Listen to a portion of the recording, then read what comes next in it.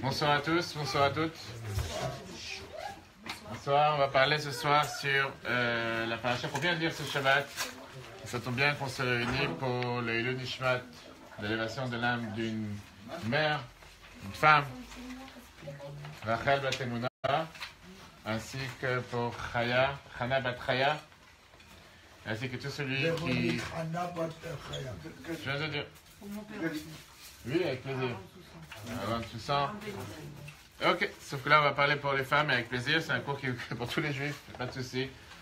On a déjà vu ensemble avec Patrick hier, et on va répéter encore une fois aujourd'hui parce que c'est tellement important et c'est un sujet riche des parachiotes des dernières semaines. Vous pouvez suivre si vous voulez. On a quelques feuilles si quelqu'un veut suivre en hébreu. Hein? On va traduire. Ok. Et alors, c'est pas grave. Excusez-moi s'il y a des erreurs curieuses, hein? On va voir ça ensemble ce soir sur qui était le personnage et qui était la mère de Moshe. Qui était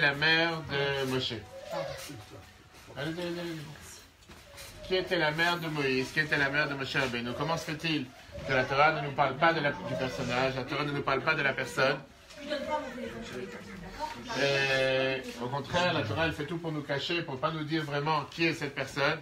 Et on va voir comment pas seulement c'était un personnage important, mais surtout ce qu'on va voir ensemble ce soir, le rôle d'une femme, le rôle d'une mère, et surtout l'importance que la mère a pour la stabilité, pas seulement la stabilité, mais surtout la tranquillité, la joie, la fondation même d'une famille juive.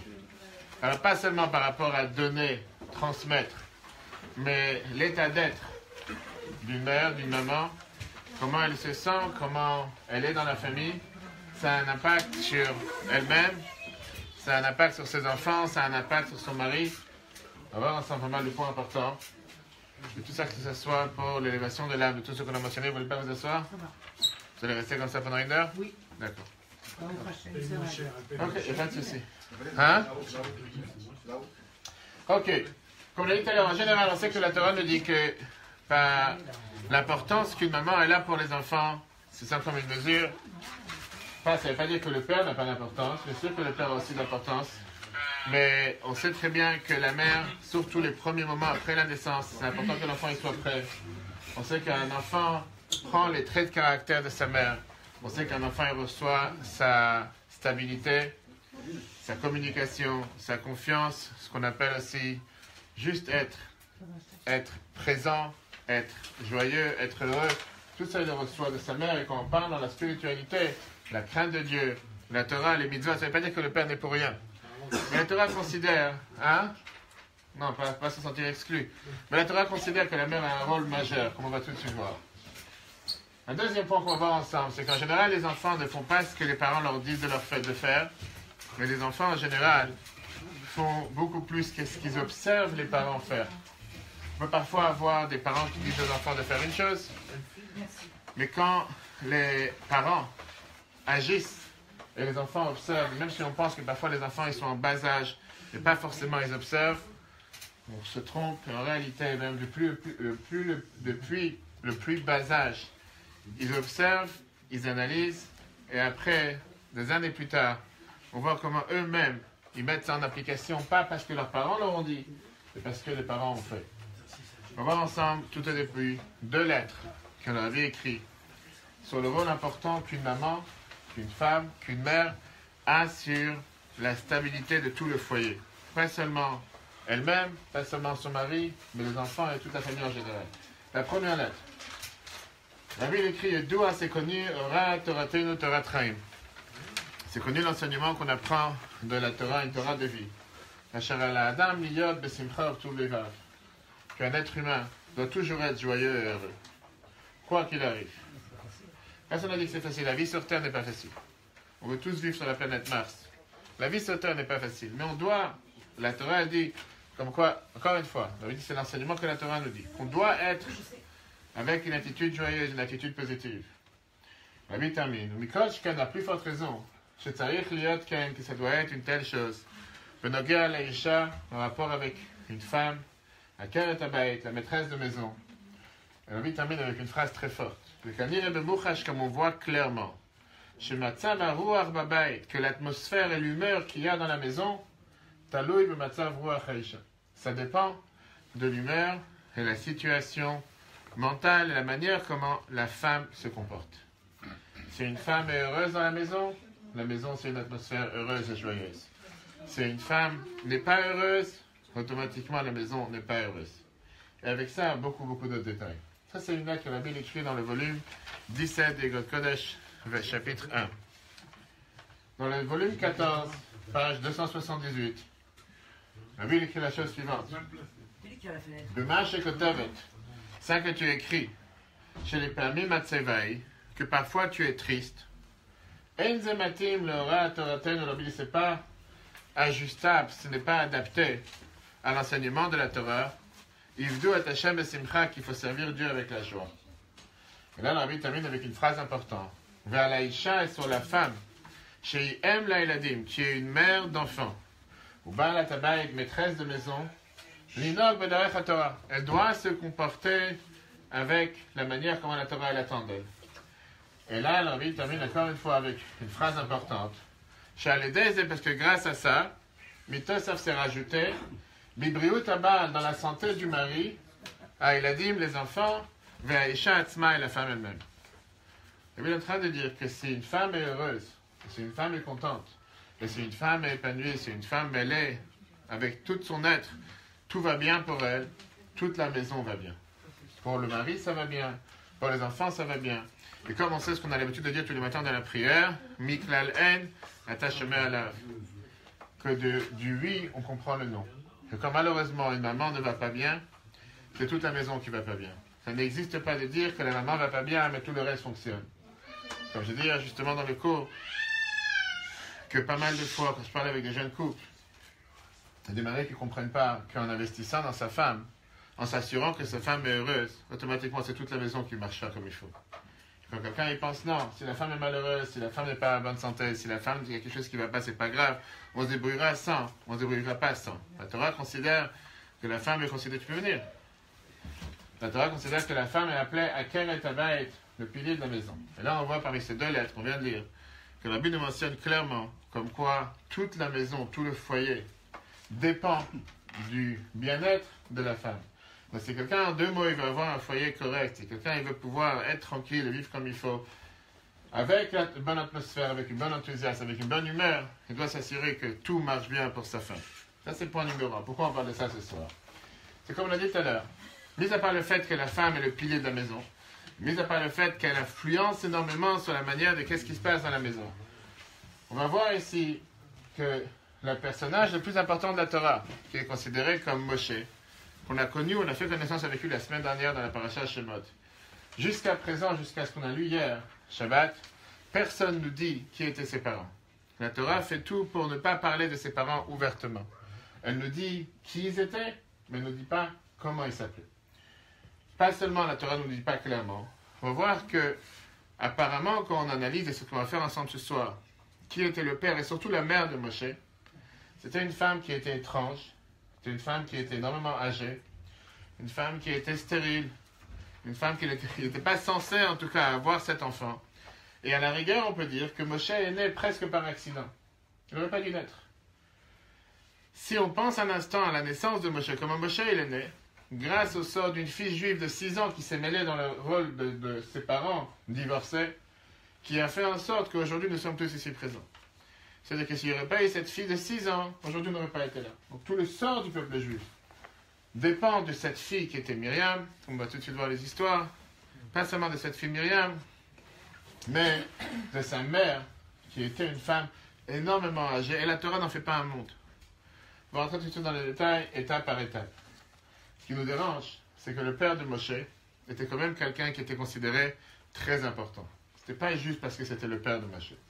La Torah considère que le père de Moshe était le Gadol Hador, le plus grand de la génération. Et la question, comme on l'a vu hier, c'est ce qui nous dérange, c'est comment ça se fait qu'il n'a pas pu trouver une femme normale, si on peut dire, avec qui se marier. Pourquoi il devait chercher une femme qui était énormément âgée, une femme avec un âge très avancé? Il a pu trouver une femme d'un âge normal, pour avoir des enfants de manière normale. Et comme on a parlé hier longuement, sur le fait qu'on n'a jamais vu dans l'histoire que des parents divorcent et qu'un enfant de 5 ans vient dire à ses parents, c'est pas juste, pourquoi tu es divorcé, comme les parents ils se sentent mal à l'aise, ils disent à leur enfant, bon, tu sais quoi, on va se remettre ensemble. On va tout de suite voir dans le débat, la Torah au départ ne dit pas le nom du mari et le nom de la femme, comme si c'est un grand secret. Seulement hier, on commence à analyser les noms des personnages. La paracha Shemot, la Torah nous dit, voici qu'est venu un homme de la maison de Lévi. Il s'est marié, il a pris la fille de Lévi. La femme est tombée enceinte. Elle a enfanté, elle a eu un garçon. Elle a vu que c'était quelqu'un de bien, elle a caché pendant 3 mois. Sa sœur a dit à la fille de Pharaon, est-ce que je dois partir et appeler une femme qui va lui donner à manger à l'été parmi les Hébreux? La fille de Pharaon lui a dit, vas-y. La femme est partie et elle a appelé la mère de l'enfant. Voilà un verset qui est un des plus bizarres de toute la Torah. Pas un nom d'une aucune personne. La femme d'eux, le fils d'eux, un monsieur d'eux. Comme si on parle ici avec des codes. Alors que toute la Torah est tellement précise et toute la Torah elle fait attention à dire le nom de chacun. Ici, tout d'un coup, la Torah dit aucun nom. Elle te dit des noms qui n'ont apparemment... Il n'y a pas de nom. Tu sais pas de qui on parle. Seulement hier, dans la paracha Vaera, c'est la première fois que la Torah elle vient et elle nous découvre le personnage. Là, on nous dit, Amram a pris Yocheved, sa tante, avec laquelle il s'est marié, et ils ont eu comme enfant Aaron et Moshe. On ne rentre pas maintenant dans les détails. Est-ce qu'on a le droit de se marier avec sa tante ou pas? On était avant d'avoir reçu la Torah. À l'époque, ce n'était pas encore interdit. Un débat, est-ce que c'était la tante seulement du côté du père, pas du côté de la mère? Peu importe. Avant de recevoir la Torah, ils avaient le droit de le faire, mais ce n'est pas ça le point. On va rentrer après dans les détails. La question qu'elle demandait, pourquoi la Torah au départ ne nous dit pas qui c'est? Pourquoi c'est un grand secret? On n'est pas au courant qui c'est ce personnage, du premier numéro 1. Ramban, Nachmanide vient nous dire clairement. La Torah te dit, il a pris la fille de Lévi. Et la Torah te mentionne à aucun instant qui est ce personnage. Alors que jusqu'à présent, on te parle de Esav, d'Ishmaël, de n'importe quelle personne qui n'est pas forcément les meilleures. Et on te dit tous les noms, prénoms, d'où il vient, le nom de leur femme. On te dit le nom des généraux d'Esav, on en fait tout un monde. Et là, on te parle du personnage le plus important de la Torah. Et la Torah ne mentionne à aucun instant comment il s'appelle. On voit dans la Gemara Sota et la Gemara Shabbat que la Torah nous dit qu'Amram n'était pas juste un simple personnage parce qu'il était le père de Moshe, il était important. La Gemara Sota nous dit qu'Amram était le plus grand de la génération. Rashi nous dit que tout le monde écoutait ce qu'il avait à dire. La Gemara Shabbat nous dit comme quoi 4 personnes sont mortes juste à cause de la faute du serpent. En 2 mots, c'est ce que la Torah nous dit. Donc quelqu'un n'a pas de faute, il n'a rien fait de mal sur terre. Alors pourquoi il est parti de ce monde? Il est parti de ce monde à cause de la faute de l'arbre de la connaissance. Un d'eux, c'était Amram, le père de Moshe. Donc on parle ici de quelqu'un d'important. Deuxième question qui nous dérange. On a dit au départ que la Torah nous dit que Moshe, que le père de Moshe, il est parti, il a pris et il est parti. Il a pris une fille de Lévi et il est parti pour pouvoir se marier avec elle. 2 verbes. À la rigueur, on n'en a pas besoin, on peut seulement dire il est parti se marier avec une fille de Lévi. Qu'est-ce qu'on vient de dire? Il est parti et il a pris. Viens la Gemara, elle nous répond que justement, on veut te faire remarquer ici qu'on parle d'un mariage bizarre. Un mariage bizarre parce que d'abord, c'était un deuxième mariage. C'était pas un premier mariage. Pourquoi c'était pas un premier mariage? Comme on a commencé à raconter tout à l'heure. Quand Pharaon, il a fait le décret de la solution finale pour se débarrasser du peuple juif, en voulant noyer tous les garçons et tous les nouveau-nés. Amram, père de Moïse, a décidé de divorcer de sa femme. Il s'est dit, puisque Pharaon veut tuer tous les premiers-nés, tous les nouveau-nés, à quoi ça sert de rester ensemble? Il faut mieux divorcer. Sa fille, Myriam, qui avait à l'époque 5 ans, va voir ses parents, comme le Midrash nous raconte, et il dit à ses parents, c'est pas juste, tu es plus pire que Pharaon. Pharaon, la seule chose qu'il voulait, c'était tuer les garçons. Toi, maintenant que tu es le plus grand de la génération et tu divorces, pas seulement que les garçons vont pas naître, mais les filles aussi vont pas naître. Il n'y aura plus de garçons, il n'y aura plus de filles à cause de toi, parce que les gens vont tous divorcer à cause de toi, puisqu'ils vont voir que toi tu as divorcé. Tout le monde va divorcer. À cause de ça, Amram, il a dit à sa fille, tu sais quoi, tu as raison, je vais me remarier. Il s'est remarié, et grâce à ce deuxième mariage, Moshe il est né. C'est-à-dire que si jamais Myriam ne serait pas mélangée dans le couple de ses parents, et si jamais Amram n'aurait pas accepté l'argument de sa fille de 5 ans, Moshe ne serait jamais né. Et on n'aurait pas été là aujourd'hui pour finir l'histoire courte. On parle ici d'un deuxième mariage qui, par hasard, si on peut dire, a posteriori, Moshe il est né grâce à ce deuxième mariage. D'abord, beaucoup de questions, comme on dit hier, ce n'est pas le sujet du cours ce soir. Mais on n'a jamais vu que parce qu'il y a un décret de Pharaon de tuer les garçons, pour ça il faut divorcer. À la rigueur, pour ça on va rester ensemble sans avoir d'enfants. Quel rapport avec divorcer maintenant? Disons qu'Abraham il va dire à sa femme, puisque Pharaon a fait un décret de tuer tous les garçons, à partir d'aujourd'hui on n'aura plus d'enfants. Parce que ça ne sert à rien d'avoir des enfants, mais pourquoi divorcer? Quel rapport avec divorcer parce qu'il a fait un tel décret? C'est un autre sujet.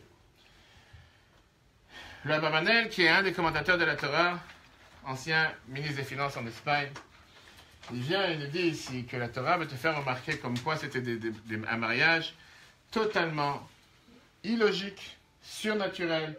C'était pas un mariage normal, c'était pas un mariage qu'on attendait, qui se passe dans la norme, comme tous les mariages duquel la Torah a parlé jusqu'à présent. Je lis le texte. Puisque c'était la tante d'Abraham, et d'après la logique, c'est pas normal qu'une personne se marie avec sa tante. De la même manière que c'est pas normal que quelqu'un se marie avec sa mère. Comme Abraham ici, il a été guidé du ciel de faire ce qu'il faut faire malgré que c'est un mariage le plus bizarre possible. Et c'est pour ça que la Torah te dit qu'il est parti. Pourquoi il est parti? Il est parti faire quelque chose qui est bizarre. Qu'est-ce qu'il y a de bizarre? On parle ici d'aller chercher se marier avec sa tante qui avait à l'époque 130 ans. Et on ne parle pas ici dans les périodes qu'on avait dans le Chumash Bereshit, où les gens vivaient jusqu'à 900 ans, 700 ans, 800 ans, c'était la norme, on va dire. À la rigueur, je ne sais pas si les gens se mariaient à 900 ans avant de mourir, mais en tout cas, les gens vivaient longtemps. Ici, on parle 130 ans, c'était déjà un âge très avancé. Vous savez que les patriarches, Yaakov, le dernier patriarche, est décédé à 147 ans, c'était déjà très très spécial. Yosef est décédé à 110 ans, c'était énormément avancé. Là, on te parle d'une femme qui a 130 ans. Et il est parti se marier avec elle pour la deuxième fois à 130 ans. Comme on l'a dit tout à l'heure, d'abord c'était sa tante. C'est quelque chose qui n'est pas normal, même si c'était permis à l'époque. Mais on sait très bien qu'après qu'on a reçu la Torah, c'était interdit. Donc, de n'importe quel coin qu'on va se tourner, le mariage n'est pas logique. Ni halachiquement, ni logiquement. C'est pas un mariage normal. Qu'est-ce qu'on avait besoin d'un tel mariage? Comme si c'était la seule fille sur terre qui était prête à se marier avec ce grand personnage, qui avant même la naissance de Moshe était quand même celui qui était reconnu pour être le dirigeant du peuple juif. Ça n'a pas de sens. Le calcul qu'on a vu ensemble, puisqu'au premier mariage, quand ils se sont mariés, elle avait 123 ans, je ne vais pas rentrer dans les détails du calcul, si vous voulez, on va le voir après. Myriam qui avait déjà 5 ans, Myriam et Aaron étaient déjà nés. Une fois qu'ils se sont remariés, à l'âge de 5 ans, elle est venue dire à ses parents pourquoi tu es divorcé. Elle dit t'as raison, je me remarie. Et après, elle a eu un enfant qui s'appelle Moshe. Ça veut dire 123 plus 6 égale 130. Pourquoi il a fait une telle chose? Pourquoi il a dû chercher à se marier avec une femme de 130 ans? Avec tous les respects qu'on peut avoir d'une femme de 130 ans. C'est pas la norme, c'est pas logique. Surtout, encore une fois, on parle ici d'un grand personnage. On parle ici de quelqu'un d'important. Il ne fait pas une telle chose. Troisième question qui nous dérange, c'est que la Torah, plus tard, dans le Chumash Bamidbar, elle vient, elle nous dit comme quoi il y a une différence entre la conception et la naissance de la mère de Moshe. La Torah nous dit que la mère de Moshe est née en Égypte. Et Rashi vient de dire, elle est seulement née en Égypte, mais elle n'a pas été conçue en Égypte. Elle est conçue en dehors de l'Égypte. Il y a 9 mois de grossesse. Donc elle a été conçue en Israël. Après, elle est née quand ils ont traversé à travers la muraille. Quelle muraille? En entrant en Égypte, si on se rappelle un peu l'histoire. Au départ, on n'était pas censé aller en Égypte. On est descendu en Égypte, pourquoi? Parce qu'il n'y avait pas à manger en Israël, en Canaan, il y avait la famine. Pour ça, il fallait descendre vers l'Égypte. Yaakov et sa famille, finalement, ils ont été accueillis par Yosef, qui était le vice-roi. En arrivant en Égypte, ils étaient 70 âmes, 70 personnes. On est ressorti à quelques millions. C'est notre histoire. Mais on est rentré à 70. Et quand on fait le calcul, on voit qu'on n'était pas 70, on était 69. Rashi nous donne l'explication. Il y avait 69 plus une femme enceinte. Et cette femme enceinte, c'était la mère de Yocheved, qui était enceinte de Yocheved, qui était la mère de Moshe, que quand ils sont passés par la frontière égyptienne, elle était celle qui était considérée le numéro 70. Et donc la Torah vient nous dire ici un point important, que la mère de Moïse est née en Égypte, mais elle n'a pas été conçue en Égypte. Et la question qu'on demande encore une fois, on sait très bien que la Torah n'est pas là pour nous raconter des histoires, et surtout pas des histoires de grand-mère entre naissance, où, quoi et comment, et qu'est-ce qu'on en a à faire, où quelqu'un il est conçu, où quelqu'un il est né. C'est pas ici un ministre de l'Intérieur avec les papiers d'identité pour savoir les détails. Pourquoi la Torah elle en fait tout un monde? Je répète les 3 questions. Première question, pourquoi la Torah ne dit pas avec qui il s'est marié, qui il s'appelait, d'où il venait.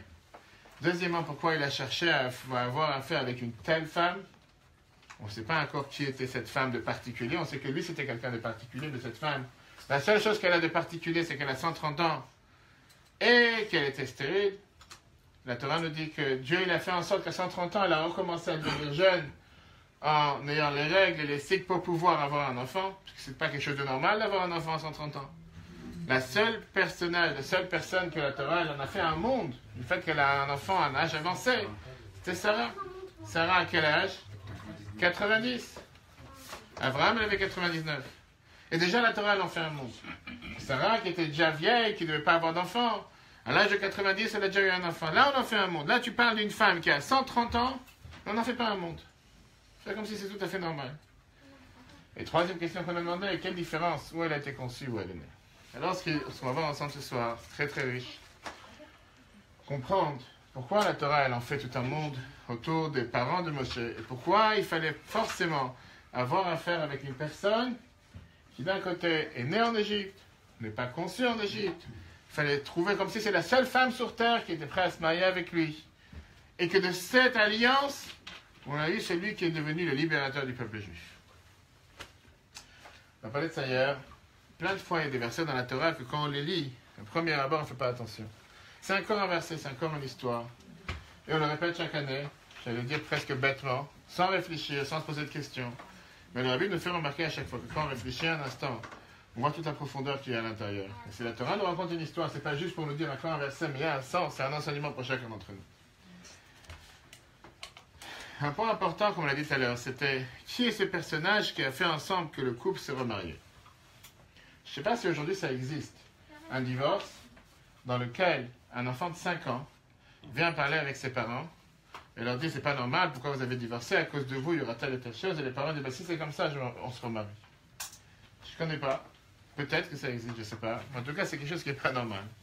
En règle générale, les parents qui divorcent avec un enfant de 5 ans dans le jeu, on ne fait pas seulement qu'on va lui raconter tous les détails, on ne va pas forcément tout lui dire. Vous voyez, papa, il a décidé de se reposer, d'aller en vacances, il vient te voir demain, après-demain, il viendra la semaine prochaine.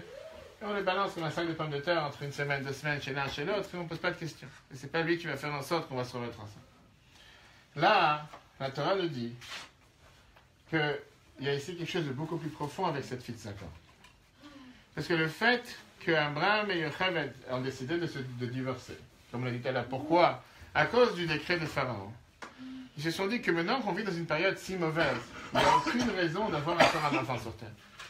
C'est terminé. On a déjà eu un garçon qui s'appelle Aaron, on a déjà eu une fille qui s'appelle Myriam, il n'y a plus de raison d'avoir un enfant sur terre. On est dans une situation mauvaise, on est dans une période mauvaise, on est dans une période dans laquelle les garçons, les enfants juifs qui vont se faire attraper vont se faire tuer. À quoi ça sert d'avoir des enfants? Il faut mieux tout faire pour ne pas avoir d'enfants.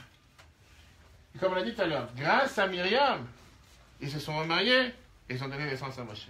Premier enseignement que lui il apprend. Combien parfois on ne peut pas savoir, des fois quand des parents décident, on vient d'avoir un enfant, ça suffit, on vient d'avoir 2 enfants, ça suffit. Pour une famille française, 2 enfants et un chien, ou 2 enfants et 2 chiens, on peut rajouter des fois un chat. On dit ça suffit largement, pas besoin d'avoir plus. Et parfois c'est le prochain enfant qui peut être le libérateur du peuple juif. Ou comme certains diraient, ça peut être le Einstein de la génération, ça peut être le futur président, premier ministre d'Israël, on ne peut pas savoir. Mais combien de fois quelqu'un il décide, après avoir un enfant ou 2 enfants, mettre un stop. J'ai raconté comme quoi la semaine dernière, quand je suis parti pour les soldats d'Israël, voilà, après Shabbat et Kiddush, j'ai pris toute une formation sur différents problèmes de gynécologie, différents problèmes qui peuvent se passer avec le corps des femmes, avec les enfants, etc. Et combien de fois aujourd'hui il y a des gens que volontairement ils ne vont pas vouloir avoir d'enfants avant l'âge de 40 ans, avant l'âge de 45 ans, parce qu'ils ont toute une carrière, parce qu'ils ont tout un processus ou quoi que ce soit. Et le moment où ils disent maintenant c'est arrivé le moment d'avoir un enfant, ils attendent toujours. Et c'est une des phrases que Dieu dit à Moshe, quand j'ai voulu, tu n'as pas voulu, quand tu voudras, tu viendras me chercher. Et des phrases que la Bible a répétées plusieurs fois dans la paracha Shemot justement. Donc, il y a des fois des gens qui se disent, je suis plus intéressant que Dieu, je sais moi-même comment gérer mes affaires, en pensant que Dieu n'est pour rien, alors que la Torah nous dit que pour avoir un enfant, il faut 3 associés. Il y a le père, la mère et Dieu, qui donnent le neshama. Plein de personnes, malheureusement, parfois, ils disent que Dieu n'a rien à faire dans le système. C'est moi et ma femme, il n'y a pas Dieu. Et malheureusement, il y a des fois des gens qui postponent, qui repoussent, qui se disent, non, j'ai tellement de choses à faire, j'ai toute une carrière à faire, j'ai tout un travail à faire. J'aurai un enfant quand j'aurai 35 ans, quand j'aurai 40 ans. Et le jour, malheureusement, ils veulent avoir un enfant. Ils attendent. Alors, la Torah, le premier enseignement que nous apprend dans la paracha de cette semaine, c'est le fait qu'une fille de 5 ans a fait en sorte que ses parents se sont remis ensemble. Et grâce à ça, par hasard, bien sûr que c'est qu'il n'y a pas d'hasard, mais comme ça est né Moshe.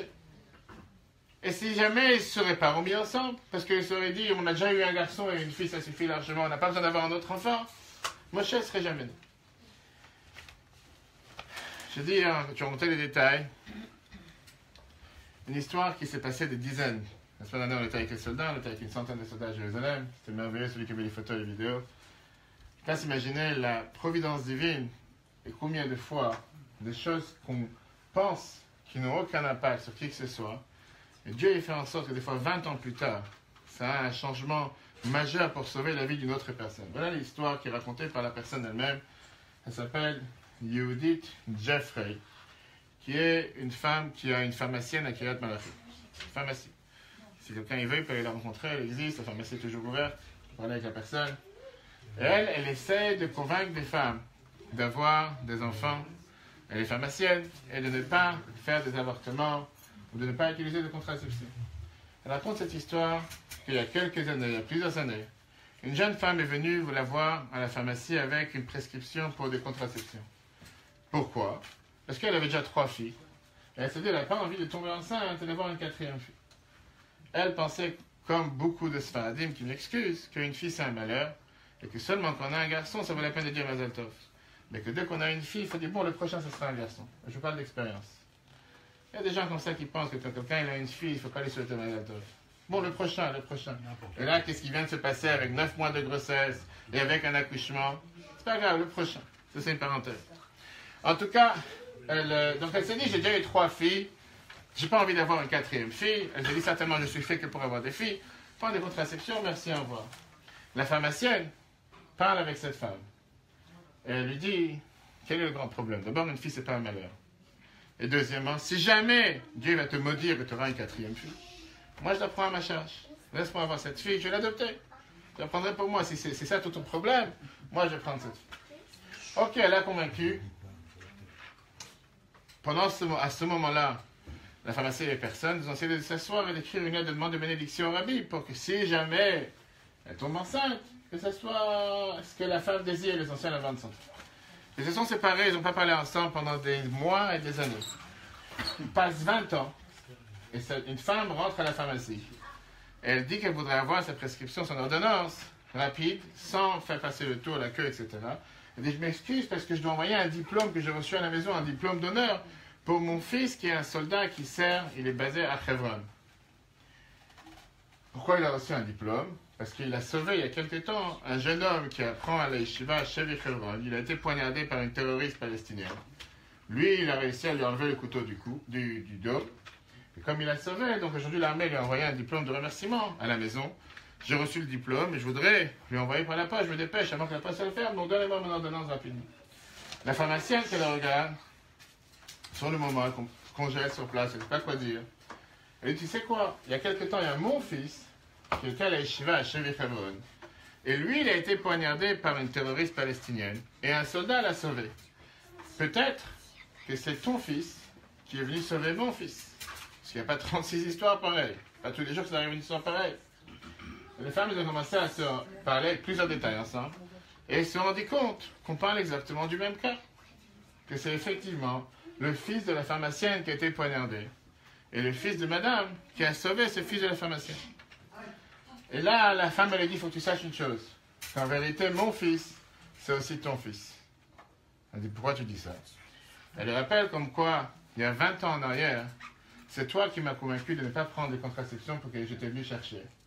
Grâce à ça, j'ai eu un garçon. Et ce garçon, aujourd'hui, 20 ans plus tard, est celui qui a sauvé ton fils de mourir. lui qui veut, il peut aller voir la pharmacienne, parler avec elle, entendre l'histoire d'elle-même. Ça, c'est une histoire, parmi il y a tellement d'autres histoires, des soldats qui ont été sauvés, etc. Ça, c'est la reconnaissance que la Torah nous dit qu'on doit avoir envers Myriam. Si Myriam n'aurait pas été présente, si Myriam n'aurait pas été à l'âge de 5 ans, chaque fois, on peut prendre aujourd'hui, j'ai la chance d'avoir un enfant de 5 ans, je ne pense pas qu'il sait ce qui se passe entre les parents, et je ne pense pas qu'un enfant de 5 ans, quand il voit ses parents divorcer, il va leur dire, écoute, papa et maman, mettez-vous ensemble parce que, comment ça se fait, vous avez fait une telle chose? Mais c'est Myriam. Et alors, grâce à ça, Abraham et Yocheved seront bien ensemble, et Moshe et Léné. Mais il y a un problème, c'est comme on l'a vu, tous les matins dans la prière, on a ce qu'on appelle les Sheish Zechirot, on se rappelle les différents grands épisodes qui se sont passés dans l'histoire du peuple juif. Et on voit qu'il y a une des 6 choses qu'on se rappelle tous les matins, qui est le malheur de Myriam. Au lieu de rappeler les louanges de Myriam, on rappelle ses malheurs. Quel malheur? La Torah nous dit, rappelle-toi ce que Dieu il a fait à Myriam en sortant d'Égypte. Qu'est-ce que Dieu il a fait à Myriam en sortant d'Égypte? On sait que Myriam a parlé du mal de Moshe et de Tzipora, en disant que puisque Moshe est occupé avec Dieu, ben, ils ne sont plus ensemble, il s'est séparé de sa femme. Et à cause de ça, c'était considéré du lachon hara, une mauvaise langue. Pour ça, il a eu la lèpre. Et pour ça, le peuple juif, il a dû l'attendre, et comme l'histoire que la Torah nous raconte. Le Rabbi demande, je ne comprends pas. Une femme pour laquelle tout le peuple juif est redevable du fait que grâce à elle, Moshe est né.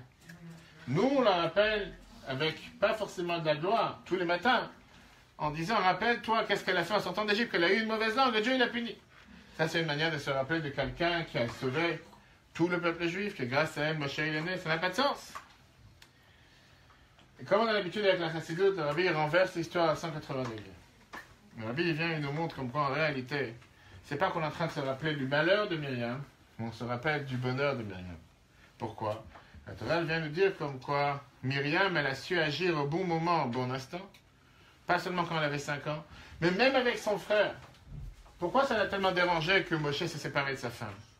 Il s'est dit, Myriam s'est dit, ce Moshe qui est né grâce à moi, parce que si jamais j'aurais pas dit à mes parents de se remettre ensemble, ils seraient pas nés. Il refait la même bêtise aujourd'hui, des années plus tard avec sa femme, en se séparant de sa femme. Parce qu'il a déjà eu 2 enfants. Peut-être que s'il reste avec sa femme, il va donner naissance à un autre Moïse. Ça, c'est ce qui l'a dérangé. C'est pas qu'elle a dérangé à elle juste le fait que ses parents que son frère et sa belle-sœur se sont séparés. Ça l'a dérangé en disant que si moi j'ai tout fait pour que mes parents se remettent ensemble quand j'avais 5 ans, et grâce à ça est né Moshe, aujourd'hui je vois comment mon frère se sépare et ça me dérange, parce que s'ils resteront ensemble, peut-être qu'ils auront encore un enfant, et cet enfant ce sera encore un libérateur du peuple juif. On renverse cette histoire en disant c'est ça qu'on se rappelle chaque matin. Comme parfois une femme de 5 ans, une fille de 5 ans, qui a sauvé le peuple juif, et plus tard elle a voulu encore une fois sauver le peuple juif. C'est sûr que la manière comment Myriam s'est comportée, c'était pas normal. Parce qu'elle n'aurait pas dû le dire à tout le monde, elle aurait pu aller voir ceux qui étaient concernés. Ce que la Torah lui reproche, c'est qu'elle en a fait une histoire de famille, elle est partie parler à tout le monde. Et c'est pour ça que la Torah considère qu'elle a eu une mauvaise langue, qu'elle a eu la lèpre, etc. Mais dans le fond, dans l'idée, elle avait 100% raison. Il y a une règle dans la Gemara qui nous dit la phrase suivante. Quelqu'un qui est malade ne peut pas se sortir de sa maladie lui-même. Quelqu'un qui est emprisonné ne peut pas sortir de prison lui-même. Sauf en France, on a des islamistes qui peuvent poignarder des gardes de sécurité la semaine dernière. En règle générale, dans les endroits normaux, on va dire, c'est pas quelque chose qui se passe. La Gemara nous dit que puisque quelqu'un qui est en prison ne peut pas se libérer soi-même, il a besoin que quelqu'un vienne de l'extérieur pour le sortir, pour le libérer. Psychologiquement parlant, c'est exactement la même chose. Plein de fois, il y a des personnes qui sont dans une situation tellement d'exil, tellement noire, ils sont tellement, on va dire, empêtrés dans les soucis, dans les problèmes, qu'ils ne voient pas le jour, et ils ont besoin que quelqu'un de l'extérieur vienne les faire sortir de leurs problèmes, de leurs soucis. Que ce soit en tendant une main, que ce soit avec un bon mot, que ce soit en remontant le moral. Il y a des fois des gens que de eux-mêmes ne sortent pas. D'ailleurs, pour les endeuillés, on sait très bien qu'il y a une des coutumes, tout le peuple juif, que le 7e jour, il y a les gens qui sont extérieurs des endeuillés, viennent voir les personnes endeuillées le dernier jour, et leur disent, levez-vous de vos deuils, levez-vous, sortez de vos deuils. Pourquoi ils ne peuvent pas sortir eux-mêmes? Pourquoi on a besoin que les gens viennent les voir et leur dire, levez-vous? Ils peuvent sortir eux-mêmes. Parce que ça vient avec le même concept que la Torah te dit que des fois, quelqu'un qui est à l'intérieur d'une situation noire, il ne peut pas se sortir lui-même. On a besoin que quelqu'un vienne et le sorte lui-même. Le peuple juif et l'Égypte, c'était quelque chose qui n'avait rien à voir l'un avec l'autre. Le peuple juif n'était pas fait pour être en Égypte. Mais de l'autre côté, une fois que le peuple juif a souffert en Égypte, avec 86 ans d'esclavage, ils sont devenus tellement esclaves dans leur tête qu'ils n'avaient aucun moyen de pouvoir s'en sortir. Ils n'avaient aucun moyen de pouvoir sortir de l'exil. C'était impossible de sortir de cette situation d'exil. Ils étaient tellement habitués à vivre en exil. Ils étaient tellement habitués à vivre dans une situation noire, une situation dans laquelle on ne voit pas les jours, que n'importe quelle personne qui serait venue les voir en leur disant « vous êtes libres », pas forcément ils allaient croire. D'ailleurs, on sait très bien qu'est-ce que la Torah nous a raconté. Et quand Moshe, Dieu lui a dit « va libérer le peuple juif », qu'est-ce que Moshe il a dit tout de suite à Dieu? « Veine le yamin, ils ne vont pas me croire ». Ce n'est pas le problème qu'ils sont devenus non-croyants, c'est que quelqu'un qui est tellement en train de souffrir, il n'arrive pas à s'en sortir. Et même si on va lui dire « non, mais tu n'es pas esclave, et tu n'es pas esclave, tu peux t'en sortir », pas forcément il va sortir. La Chassidoute nous dit que ça c'est exactement le même débat qu'il y avait entre Moshe et Pharaon. Pourquoi toutes les rencontres étaient sur le Nil? On l'a vidéo de la semaine dernière. Parce que Pharaon, il tenait qu'il n'y a pas de Dieu sur terre. Pharaon, il tenait que c'est moi le bon Dieu. De quel Dieu tu parles? On a vu comment à travers les 5 premières plaies, Pharaon n'arrêtait pas de dire « je ne connais pas Dieu, je ne sais pas qui est Dieu ». Seulement qu'il a reçu 5 coups sur la tête, là il a commencé à changer. Il a commencé à dire c'est le doigt de Dieu, la main de Dieu. Jusqu'à la fin il a dit « vous avez raison, j'ai fait une erreur ». C'est Dieu qui est le maître et moi je suis celui qui doit obéir à Dieu. Mais au départ, il s'est dit c'est moi Dieu. En Égypte n'existait pas de dépendance de Dieu parce qu'il y avait le Nil. En Égypte, il n'y a pas de source d'eau naturelle à part le Nil. Il n'y a pas le besoin de prier à Dieu pour qu'il pleuve du ciel, puisque tout venait à travers le Nil. Et automatiquement, Pharaon s'est dit de quel Dieu tu parles? Contrairement à Israël qui dépend que du ciel, avec les pluies qui tombent du ciel, etc. Moshe est venu parler à Pharaon et à travers lui au peuple juif, puisqu'on a vu samedi dernier, on verra Shabbat Akor, une fois que le diplet était beaucoup plus pour les juifs que pour les Égyptiens, pour leur faire comprendre qu'il y a un Dieu sur terre qui dirige la nature. Et Moshe est en train de faire comprendre à Pharaon en lui disant, contrairement à ce que tu penses que Dieu ne gère pas les lois de la nature, Dieu est présent dans chaque détail de la nature. Et la preuve, par les diplets qui se sont passés, qui lui ont montré comme quoi, c'est pas juste un coup de magie qui fait en sorte qu'un bâton devient un serpent, mais que le même serpent qui est redevenu bâton, en tant que bâton, il avale les autres bâtons. C'est quelque chose qui est totalement pas normal. Et pareil, tous les autres plaies. Quand le peuple juif vit en Égypte, dans une situation d'esclaves, pas seulement esclaves, mais qui sont soumis aux travaux forcés, ils n'ont aucun moyen de pouvoir s'en sortir. Qu'est-ce qu'on a besoin pour les sortir d'Égypte? On a besoin de quelqu'un que sa tête n'est pas en Égypte, que sa tête n'est pas esclave. Et quelqu'un pareil, c'est quelqu'un qui n'est pas né en Égypte. Et c'est la raison pour laquelle la Torah nous dit que la seule personne de toute cette époque qui était née hors système, hors Égypte, qui n'est pas née en exil, c'était cette fameuse femme de 130 ans. C'est la raison pourquoi la Torah nous dit que c'était elle qui était née en Égypte, mais elle a été conçue en dehors de l'Égypte. Le fait qu'elle a été conçue en Israël et en dehors de l'Égypte, elle n'avait pas cet esprit égyptien dans sa tête. Elle n'avait pas cet esprit d'exil dans sa tête. Et c'est elle qui a pu donner naissance au libérateur du peuple juif, avec cet esprit qui est hors d'Égypte. Si jamais elle aurait été conçue en Égypte, née en Égypte, comme n'importe quelle autre femme de l'époque, pas forcément qu'il aurait eu les capacités de pouvoir faire sortir le peuple juif d'Égypte, puisque beaucoup plus que sortir géographiquement parlant, c'était surtout sortir mentalement. Parce que parfois quelqu'un peut sortir de territoire, être plus esclave en Égypte, mais dans sa tête il est toujours esclave. C'est pour ça qu'on a besoin d'avoir cette femme qui n'est pas née en Égypte, mais qui au final, grâce à ça qu'elle a donné naissance à Moshe, et qui est née en Israël avec cet esprit hors exil, elle a pu faire en sorte que le peuple juif ne se sente pas en exil. Quel enseignement on apprend pour chacun d'entre nous? La Bible termine avec une histoire merveilleuse. Comme quoi, chaque femme juive donne naissance à un Moshe. Chaque enfant juif, c'est un petit Moïse, un petit Moshe. Chaque enfant juif, c'est un monde entier. Chacun d'entre nous, on a à l'intérieur de nous une étincelle de la Neshama de Moshe. Et alors, on a chacun un potentiel énorme.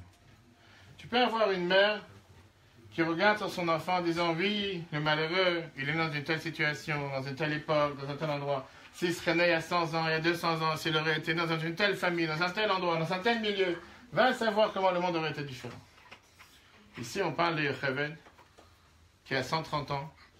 Je ne sais pas qu'est-ce qu'une mère de 130 ans pense quand elle tombe enceinte. En tout cas, ce n'est pas quelque chose qui s'est repassé dans l'histoire. La Bible nous dit que la Yechev est l'histoire que la Torah veut nous faire remarquer.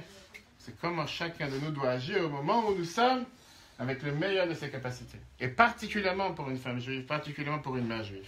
En sachant que ça dépend d'elle. Pas seulement son propre rôle, le rôle de son mari, le sort de ses enfants. Parce que c'est grâce à elle qu'il y a la continuité du peuple juif. Alors pas seulement matériellement parlant parce qu'elle donne naissance, mais spirituellement parlant. La preuve est que la Torah, au départ, ne nous dit pas qui est cette femme, pour qu'on puisse découvrir tous ces détails. Qu'est-ce qui s'est passé? Le mélange avec sa fille de 5 ans, qui a fait en sorte qu'ils se sont mariés, pour nous dire que seulement parce qu'elle n'avait pas la tête en Égypte, parce qu'elle n'était pas engloutie dans les problèmes, dans les soucis, dans les casse-têtes et dans les ennuis de tous les jours, qu'elle a pu tenir la tête haute, pu donner naissance à un libérateur du peuple juif. Et c'est exactement la même chose qu'on a besoin avec chaque mère et chaque femme juive. Bien sûr qu'il y a des soucis et des épreuves. Personne ne dit qu'il n'y a pas d'épreuves et personne ne dit qu'il n'y a pas de soucis. Mais la question, elle est, qu'est-ce que je fais avec? Est-ce que je suis là pour me lamenter du matin jusqu'au soir? Est-ce que je suis là pour me plaindre du matin jusqu'au soir sans jamais rien faire? Ou bien je dis, les soucis, c'est pas moi qui les a créés. Il y a un Dieu sur terre. Les comprendre, je ne les comprendrai pas de toute façon. Avoir des réponses, je n'aurai pas de réponse de toute façon. Et si Dieu m'a placé dans certains endroits, à un certain moment, à une certaine époque, c'est certainement qu'il attend de moi pour agir. J'ai raconté ça il n'y a pas longtemps dans une histoire. Je suis parti voir il y a 2 semaines une maman qui m'a appelé, qui m'a dit qu'elle a un enfant de 30 ans qui ne fait rien, qui ne travaille pas. Il est assis sur un canapé toute la journée en train de fumer des joints. Et elle m'a dit, je t'en supplie, est-ce que tu peux venir le voir? Bref, c'est quelqu'un qui lui a dit de me parler. Je suis parti le voir. Je rentre dans la maison. Je dis, la maison est pleine de fumée. La fenêtre fermée. Il est assis sur le canapé, j'étais à 8h30 le soir. Il est en train de fumer des joints. Et moi, je le regarde et je lui dis, comment ça va? Qu'est-ce que tu racontes? On commence à discuter. Et il me dit, monsieur le rabbin, je suis tellement content que vous êtes venu, j'ai quelque chose à vous raconter. Je n'ai jamais raconté à personne jusqu'à aujourd'hui, je dois me confier à vous parce que j'ai fait quelque chose de très très grave. Vas-y, qu'est-ce que tu as fait de grave? Il me dit, quand j'avais 16 ans, j'étais dans Paris avec une bande d'amis, pas forcément juifs. On a fait un braquage dans une synagogue. J'ai dit, qu'est-ce que tu as volé dans la synagogue il y a 15 ans? Ce qu'il y avait déjà volé? Des livres, des chaises, des tables, qu'est-ce que tu as déjà volé? Il y avait un ordinateur portable, un téléphone, je ne savais même pas de téléphone portable à l'époque, un ordinateur portable. Bref, qu'est-ce qu'il a volé? Il a volé quelque chose. Et il a cassé la vie, je ne sais pas ce qu'il a fait. Je fais, et alors? Il fait, depuis, je sais que Dieu me cherche. Il va savoir comment Dieu m'en veut. C'est pour ça que je suis terminé dans un hôpital psychiatrique. C'est pour ça que je suis tombé malade. C'est pour ça qu'aujourd'hui, je ne fais rien. Parce qu'aujourd'hui, ça fait 16 ans. À 16 ans, il a fait ça. Aujourd'hui, il a 30 ans. Ça fait 15 ans qu'il est tellement amer. Il s'est dit, certainement, le bon Dieu me recherche. Et moi, je lui ai dit très simple. Si tu penses un instant que Dieu en a pour toi, contre toi, du fait que tu as braqué une synagogue à 16 ans, il ne t'aurait jamais laissé ici jusqu'à 30 ans. Si vraiment le bon Dieu, il a quelque chose contre toi, depuis longtemps, il serait occupé de ton cas. Pense pas un instant que parce que tu as fait une bêtise quand tu avais 16 ans, un enfant, il n'a pas réfléchi 2 fois, il a fait une bêtise, qu'est-ce que je fasse? Il a fait une bêtise. Ce que je lui ai dit, qu'est-ce que tu as fait avec ce que tu l'as rendu? Il a oublié il y a 15 ans. C'est pour ça que tu dois t'asseoir aujourd'hui sur un canapé et fumer des joints du matin jusqu'au soir. Tu au contraire, mets-toi dans la tête que Dieu, il attend de toi quelque chose. Tu as une mission. Si tu n'aurais pas une mission, tu n'aurais pas eu de devoir. Dieu ne t'a jamais laissé en vie sur terre. Dieu t'a gardé en vie, te fait que tu es présent aujourd'hui, parce que tu as un devoir sur terre. C'est à toi de te prendre en main. Tu peux laisser tomber les joints. Alors on a parlé sur les tefilines. On a déjà des tefilines. Mais j'ai tellement peur, je ne sais pas ce que Dieu veut de moi, je ne le mets pas. Je fais pourquoi pas? Je vais montrer comment les remettre. Il m'a dit, je vous promets, demain matin, je remets les tefilines. Je dis, mets les tefilines. Dieu, il attend de toi de faire quelque chose de positif. Tu es présent, tu as une mission. Ça, c'est la leçon qu'on apprend de la paracha de cette semaine. Comment une fille de 5 ans a changé le sort de l'histoire. Une femme de 130 ans était capable de réfléchir, pas avec une tête d'exil. C'est vrai que quand quelqu'un a des problèmes et des soucis. Mais ça dure 400 ans l'esclavage. Ça dépend de où tu calcules. Si tu calcules depuis Abraham, depuis la promesse que Dieu a donnée à Abraham, que ses enfants ils allaient être exilés, ils allaient être étrangers dans une terre qui n'est pas la leur, etc. Après, il y a les 210 ans, et après, il y a les réellement 86 ans d'esclavage réel. Bien sûr, quand tu prends... 130 ans. 130 ans et 400 ans, je n'arrive pas à comprendre comment... Encore une fois, ça dépend qu'est-ce que tu calcules. Est-ce que c'était l'esclavage réel? À partir de quand le peuple juif est descendu en Égypte, etc. Mais concrètement, on va dire 86 ans d'Holocauste, 86 ans d'esclavage et de torture, etc. Puis la Torah te dit comme qu'on a le devoir de se dire que si Dieu m'a placé dans une situation, à un certain instant, à un certain moment, c'est certainement parce que je dois agir et à nous d'agir. Quand chacun de nous va agir, on méritait très rapidement de voir Mashiach, troisième délivrance, le troisième temps. avec la Géoula à Yerushalayim, et tous ceux qui nous ont quittés à ce moment-là seront réunis avec nous, la chair à notre tête. Question? Vous avez une question? Non? Ah, ça t'a changé. Ok, que Dieu vous bénisse. Très bonne question. Hein? Très bonne soirée.